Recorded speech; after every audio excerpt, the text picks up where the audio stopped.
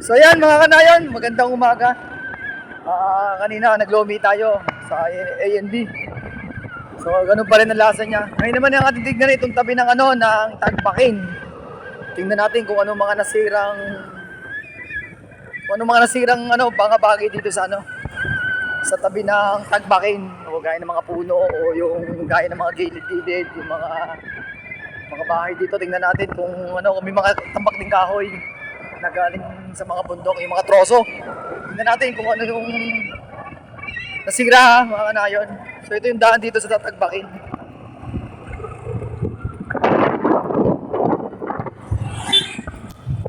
So mga kanayon, sa bandang gitna ay parang mukhang wala pang nasisirang mga bahay o bubong.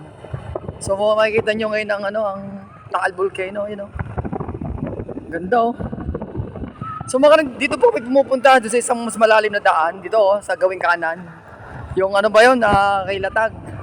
Yan dito sa kabila sa kanan. Yung po yung lugar na dating naipakita ko sa inyo kung mapapanood po yung nasa may Facebook. Hanggang dito po ayos pa ko, ayos pa yung mga puno, maganda pa yung mga puno at mga bahay, wala pa naman tayong nakikitang mga natatagtag na bubuong. So mga kanan, kita nyo ba yung daan? Nakakatakot taas. Napakatalagang daan dito, sanay na sanay si Idol.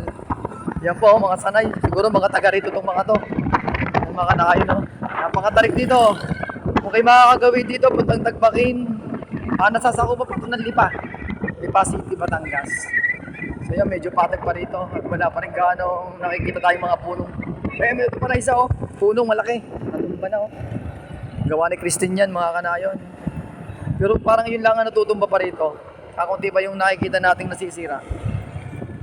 Kung makikita nyo po yung balete, yung sa may Baywalk, na dati po na pinapasyalan po natin na napakaganda ng tabi, baybay tabi. Ngayon po talagang halos nasira na yung bumabasag ng alon. So yan mga kanayon, ito may mga na natutumbang mga puno. Gawa ito ni Christine. So mga kanayon, ang ganda talaga ng ng Taal Volcano. Dito lang yan sa Tagbakin. O yan mga kanayon, malapit na tayo sa may tabi ng ng Tagbakin. Dito po daan-dahan lang kayo. Kung po ay magpapakababad sa sa preno.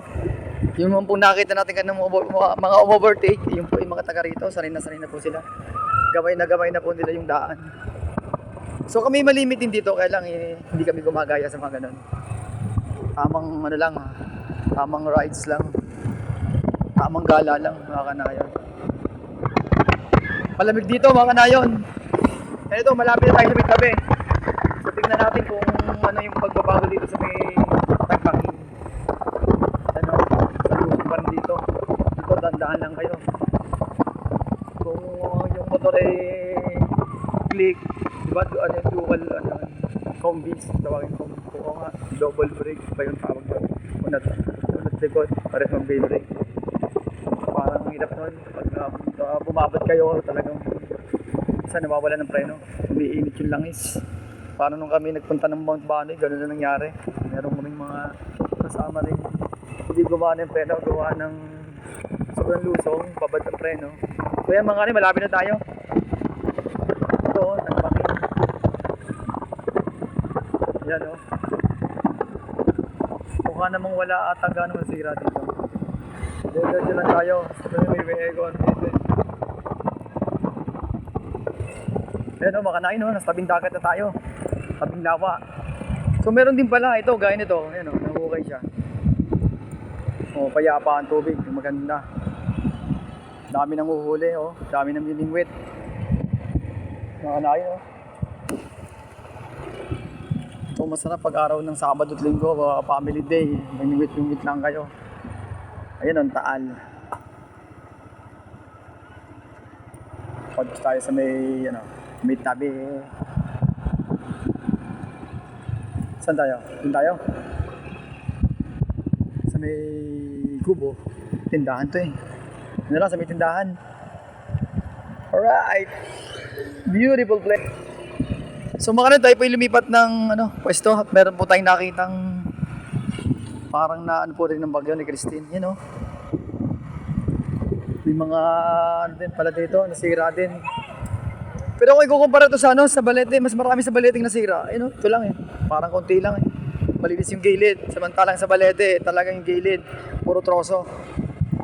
Meron din pa ilang dila, no? Kaya lang eh, kakaunti siya, hindi gaya ng ano. Parang tumas ang tubig, ano dire?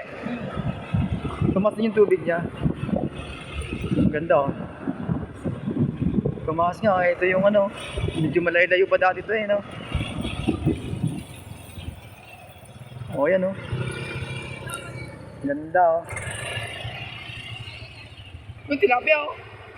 Yung pala yun, nung nawash out, nabayan natin. Ayan. Oh, yung tayo na inaano dati, no? Magandang tayo. So yung mga kanayon, no? Ang taal, ang ganda. Maganda yung araw ngayon, pero may papasok na bagyo eh. Kaya lang, hindi pa naman pumapasok sa atin, ano? Hindi pa, no? Wala pa, no? So yung mga kanayon, ang ganda talaga. Tingnan nyo rin ito. O yan, no? Dami na niligo. Pare, ligo!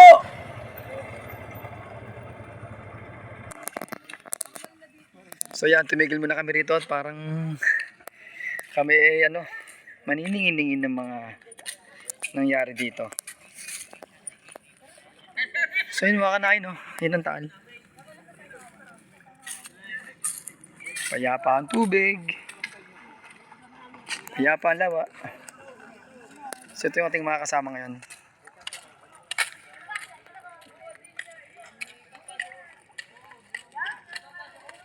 Pare, wash out nga!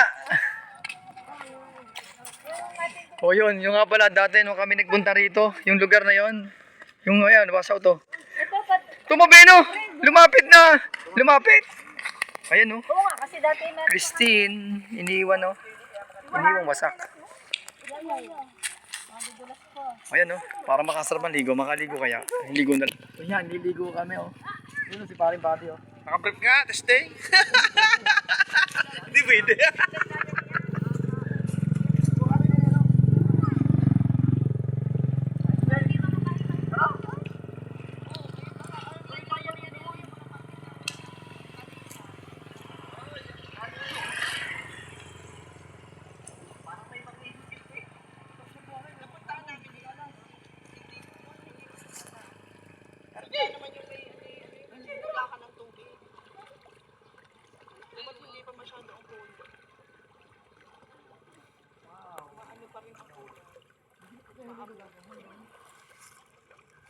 Puro buhangin din eh. Oh, ligo kayo! Sarap po! Tara, din ka. So yan mga kanan, tayo ay umahon na. Hindi na natin na ipakita kung paano kami umahon dun sa may pinakamalalim na parte ng ng daan, mataas. So maganda naman yung daan. Hindi gaya nung kami nagpunta rito na ang daan eh parang medyo may bako-bako pa konti. At kung mapapansin nyo, espaltado na. Meron na siyang espalto. Mas madaling umahon kaysa ngayon. Huwag lang yung basang-basa, madulas. So delikado to. Parang ayun pag maliit ang makina, mahirap talagang umakyat. So motor naman tayo, mas madali. Yan maganda ng daan dito.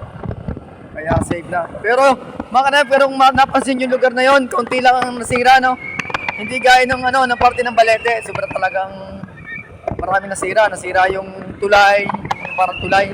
Nasira yung daan. Talagang kung mapapansin nyo yung dating ganda napakalayo ng itsura ngayon. So ayan mga kanan, ganito na lang at sana po lagi po tayo mag-iingat. At kung kayo makakagawin rito, lagi kayong mag-iingat at lagi pong ang preno ay inyong titingnan. Delikado rito sa bandang ito. O yan mga kanan, hanggang dito muna. Salamat. Thank you.